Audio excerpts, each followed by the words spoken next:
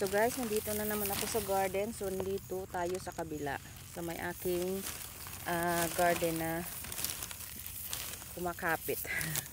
So dahil hindi ako gumamit ng fertilizer ngayong taon, yung fertilizer na binibili, ito yung gagamitin natin. So ito, itlog yan siya guys. Shells ng itlog. So 6 months ko na tong iniipon kasi sabi ko ilagay ko sa garden.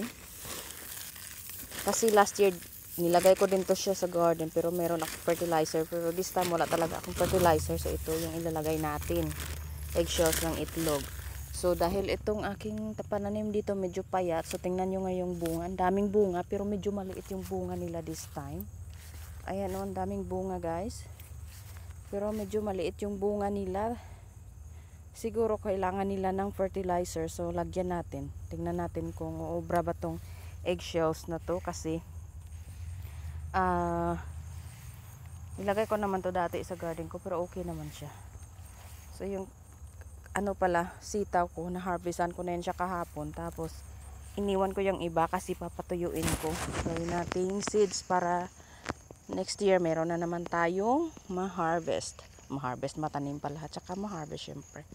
So ayan, so ano yan siya dito, 2, 4, 5 yan siya dito guys, pero ano, medyo payat talaga sila dito banda, yung mga ano, ang payat nila. Doon sa kabila, ang tataba. Doon, 3 lang yung nilagay ko doon, pero grabe, ang dami kong kuha doon sa 3 lang. Tapos itong 5, konti lang. Pero at least may na-harvest tayo.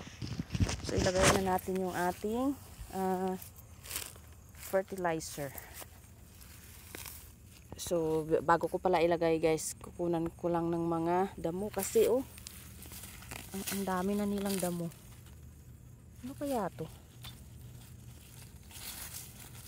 So, kunin natin yung damo para baka na-absorb din ng damo yung ano ba, yung tawag dito, nutrients. So, sa damo na napunta, hindi na sa ating pananim.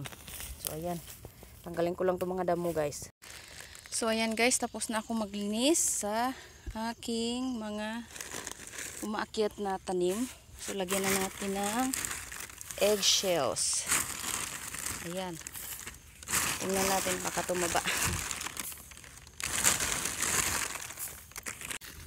Maganda naman yung tubo nung last year eh. So try natin ulit.